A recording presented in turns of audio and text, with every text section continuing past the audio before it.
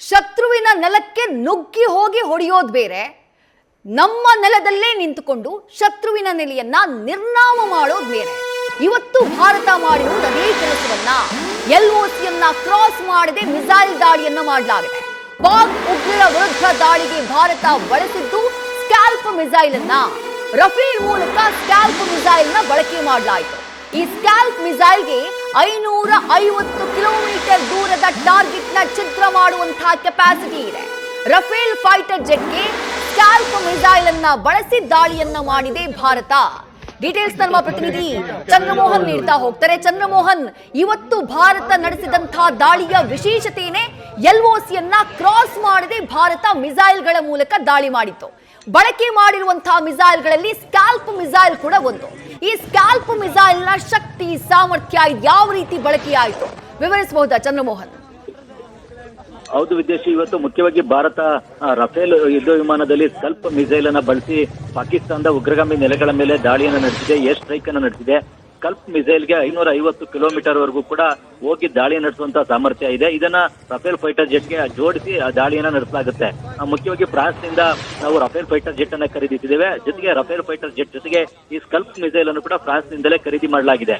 ನಿಖರವಾದಂತಹ ಗುರಿಯನ್ನ ಮುಟ್ಟಿ ದಾಳಿ ನಡೆಸುವಂತ ಸಾಮರ್ಥ್ಯವನ್ನ sculpt missile ಹೊಂದಿದೆ. ಜೊತೆಗೆ ಈ ಸ್ಕಲ್ಪ್ ಮಿಸೈಲ್ ನಿಂದ ಅಟ್ಯಾಕ್ ಅನ್ನ ಮಾಡಿದ್ರೆ ಹೆಚ್ಚಿನ ಹಾನಿ ಆಗುವಂತದ್ದು ಖಚಿತ. ಜೊತೆಗೆ ಹೆಚ್ಚಿನ ಇಂಪ್ಯಾಕ್ಟ್ ಮಾಡುವಂತ ಸಾಮರ್ಥ್ಯ ಕೂಡ ಸ್ಕಲ್ಪ್ ಮಿಸೈಲ್ಗಿದೆ. ಲಾಂಗ್ ರೇಂಜ್ ವರೆಗೂ ಹೋಗಿ ದಾಳಿ ನಡೆಸುವಂತಹ ಸಾಮರ್ಥ್ಯವನ್ನ ಈ ಸ್ಕಲ್ಪ್ ಮಿಸೈಲ್ ಹೊಂದಿದೆ. 1300 ಕೆಜಿ ತೂಕದ ಒಂದು ಸ್ಕಲ್ಪ್ ಕ್ರೂಸಿ ಮಿಸೈಲ್ ಜೊತೆಗೆ ಸಾಂಪ್ರದಾಯಿಕ ಸ್ಫೋಟದವನ್ನ ನಡೆಸತಕ್ಕಂಥ ಸ್ವರೂಪವನ್ನು ಕೂಡ ಈ ಸ್ಕಲ್ಪ್ ಮಿಸೈಲ್ ಹೊಂದಿದೆ. ಇದನ್ನ ಇಂಗ್ಲೆಂಡ್ ನ ಯೂರೋಫೈಟರ್ ಟೈಫೂನ್ಗೆ ಜೊತೆಗೆ ಫ್ರಾನ್ಸ್ ನ ರಫೇಲ್ ಫೈಟರ್ ಜೆಟ್ ನ ಮೂಲಕ ಉಡಾವಣೆಯನ್ನ ಮಾಡಿ ಶತ್ರುಗಳ ನೆಲೆಗಳನ್ನ ಧ್ವಂಸ ಮಾಡಲಿಕ್ಕೆ ಇದನ್ನ ಬಳಕೆಯನ್ನ ಮಾಡಲಾಗುತ್ತೆ. ಈ ಒಂದು ಸ್ಕಲ್ಪ್ ಮಿಸೈಲ್ ಅನ್ನೇ ಇವತ್ತು ಪಾಕಿಸ್ತಾನದ ಉಗ್ರಗಾಮಿ ನೆಲೆಗಳ ಮೇಲೆ ದಾಳಿ ನಡೆಸಲಿಕ್ಕೆ ಭಾರತ ಬಳಕೆ ಮಾಡಿದೆ. ಮೊದಲ ಬಾರಿಗೆ ಪಾಕಿಸ್ತಾನದ ವಿರುದ್ಧ ರಾಫೇಲ್ ಫೈಟರ್ ಜೆಟ್ ಅನ್ನ ಭಾರತ ಇವತ್ತು ಬಳಕೆ ಮಾಡಿರ್ತಕ್ಕಂಥದ್ದು ವಿಶೇಷ. ಮುಖ್ಯವಾಗಿ 2019ರಲ್ಲಿ ಪುಲ್ವಾಮಾ ದಾಳಿ ನಡೆದ ಬಳಿಕ ಭಾರತ ಪಾಕಿಸ್ತಾನದ ಮೇಲೆ ಏರ್ ಸ್ಟ್ರೈಕ್ ಅನ್ನ ನಡೆಸಿತ್ತು, ಬಾಲಾಕೋಟ್ ಏರ್ ಸ್ಟ್ರೈಕ್ ಅನ್ನ ನಡೆಸಿತ್ತು. ಅವಾಗ ಭಾರತದ ಬಳಿ ರಾಫೇಲ್ ಫೈಟರ್ ಜೆಟ್ ಇರಲಿಲ್ಲ. ಆದ್ರೀಗ ಕಳೆದ 5 ವರ್ಷದಲ್ಲೇ ಭಾರತದ ವಾಯುಪಡೆಯ ಬತ್ತಳಿಕೆಗೆ ರಾಫೇಲ್ ಫೈಟರ್ ಜೆಟ್ ಸೇರ್ಪಡೆಯಾಗಿದೆ. ಈಗ ಭಾರತದ ಒಂದು ಪ್ರಮುಖ ವಾಯುಪಡೆಯ ಅಸ್ತ್ರ ಅಂತಂದ್ರೆ ರಾಫೇಲ್ ಫೈಟರ್ ಜೆಟ್ ಜೊತೆಗೆ ಸ್ಕಲ್ಪ್ ಮಿಸೈಲ್. ಇವತ್ತು ರಾಫೇಲ್ ಫೈಟರ್ ಜೆಟ್ ನ ಮೂಲಕ ಸ್ಕಲ್ಪ್ ಮಿಸೈಲ್ ಅನ್ನ ಬಳಸಿನೇ ಭಾರತ ಪಾಕಿಸ್ತಾನದ ವಿರುದ್ಧ ದಾಳಿಯನ್ನ ನಡೆಸಿರ್ತಕ್ಕಂಥದ್ದು ವಿಶೇಷ. ಈ ರಾಫೇಲ್ ಫೈಟರ್ ಜೆಟ್ ಅನ್ನ ಪ್ರಮುಖವಾಗಿ ಪಾಕಿಸ್ತಾನದ ವಿರುದ್ಧ ಬಳಕೆಯನ್ನ ಮಾಡಬೇಕು ಅಂತಾನೆ ಭಾರತ ಫ್ರಾನ್ಸ್ ನಿಂದ ಖರೀದಿ ಮಾಡಿತ್ತು. ಇವತ್ತು ಅದರ ಒಂದು ಸದ್ಬಳಕೆ ಆಗಿದೆ. ಪಾಕಿಸ್ತಾನದ ಉಗ್ರಗಾಮಿ ನೆಲೆಗಳನ್ನ ಧ್ವಂಸ ಮಾಡಲಿಕ್ಕೆ ಈ ರಾಫೇಲ್ ಫೈಟರ್ ಜೆಟ್ ಅನ್ನ ಮತ್ತು ಸ್ಕಲ್ಪ್ ಮಿಸೈಲ್ ಅನ್ನ ಭಾರತ ಬಳಕೆ ಮಾಡಿದೆ. ವಿದೇಶಿ, ಥ್ಯಾಂಕ್ ಯು ಚಂದ್ರಮೋಹನ್ ತಮ್ಮೆಲ್ಲ ಡೀಟೇಲ್ಸ್ಗೆ. ದೃಶ್ಯಗಳಲ್ಲಿ ಗಮನಿಸ್ತಾ ಇದ್ದೀರಿ, ಭಾರತದ ಆಪರೇಷನ್ ಸಿಂಧೂರ್ ಯಾವ ರೀತಿಯಾಗಿತ್ತು, ಅದು ಎಂತಹ ಡ್ಯಾಮೇಜ್ ನ ಪಾಕಿಸ್ತಾನಕ್ಕೆ ಮಾಡಿದೆ ಅನ್ನೋದನ್ನ ದೃಶ್ಯಗಳಲ್ಲಿ ನೋಡ್ತಾ ಇದ್ದೀರಿ. ದಾಳಿಯಾದಂತಹ ನಂತರದಲ್ಲಿ ಭಾರತೀಯ ಸೇನೆ ಕಾರ್ಯಾಚರಣೆಯನ್ನ ಮಾಡಿದಂತಹ ನಂತರದಲ್ಲಿ ಎಂಥ ಪರಿಸ್ಥಿತಿ ನಿರ್ಮಾಣ ಆಗಿದೆ ನೋಡಿ. ಪಾಕಿಸ್ತಾನದಲ್ಲಿ ಎಲ್ಲವೂ ಛಿದ್ರವಾಗಿದೆ, ಕಟ್ಟಡಗಳು ಉಡಿಸಾಗಿದ್ದಾವೆ, ಉಗ್ರರು ಗಾಯಗೊಂಡಿದ್ದಾರೆ, ಉಗ್ರರು ಹತರಾಗಿದ್ದಾರೆ. ಸಾವನ್ನಪ್ಪಿರೋದು 70ಕ್ಕೂ ಹೆಚ್ಚು ಉಗ್ರರು ಅನ್ನೋದು ಸದ್ಯಕ್ಕೆ ಲಭ್ಯವಾಗ್ತಾ ಇರುವಂತಹ ಮಾಹಿತಿ. ಬ್ರಹ್ಮೋಸ್ ಮಿಸೈಲ್ ಮೂಲಕ, ಸ್ಕ್ಯಾಲ್ಪ್ ಮಿಸೈಲ್ ಮೂಲಕ ಭಾರತ ದಾಳಿಯನ್ನ ಮಾಡಿ ತನ್ನ ಪ್ರತೀಕಾರವನ್ನ ತೀರಿಸಿಕೊಂಡಿದೆ. ಆ ದಾಳಿಗೆ ಸಂಬಂಧಪಟ್ಟಂತಹ 6 ದೃಶ್ಯಗಳನ್ನ ಗಮನಿಸ್ತಾ ಇದ್ದೀರಿ. ಮೊದಲ ದೃಶ್ಯವನ್ನ ನೋಡ್ತಾ ಇದ್ದೀರಿ.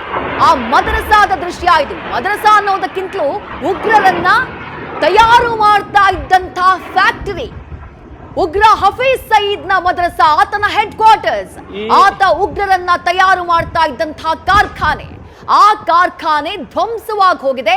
ದೃಶ್ಯದಲ್ಲಿ ನೋಡ್ತಾ ಇದ್ದೀರಿ.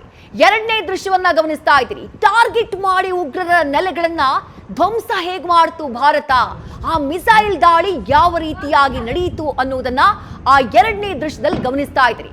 ಆ ಏಕಾಏಕಿ ಬ್ಲಾಸ್ಟ್ ಆಗ್ಬಿಡುತ್ತೆ ನೋಡಿ, ಅದೇ ಆ ಮಿಸೈಲ್ ನ ದಾಳಿ. ದಾಳಿಯ 3ನೇ ದೃಶ್ಯವನ್ನ ಗಮನಿಸ್ತಾ ಇದ್ದೀರಿ. ಎಲ್ಲಿ ಭಾರತ ಮಿಸೈಲ್ ಅಟ್ಯಾಕ್ ಮಾಡಿದ್ಯೋ ಆ ಜಾಗ ಹೊತ್ತಿ ಉರಿತಾ ಇದೆ, ಧಗಧಗಿಸ್ತಾ ಇದೆ. ಪ್ರತೀಕಾರದ ಬೆಂಕಿ ಅನ್ನೋದು ಇದಕ್ಕೆ ನೋಡಿ. ಪ್ರತೀಕಾರದ ಬೆಂಕಿ ಭಾರತೀಯರ ಎದೆಯಲ್ಲಿ ಉರಿತಾ ಇತ್ತಲ್ಲ, ಧಗಧಗಿಸ್ತಾ ಇತ್ತಲ್ಲ ಕಳೆದ 13 ದಿನಗಳಿಂದ.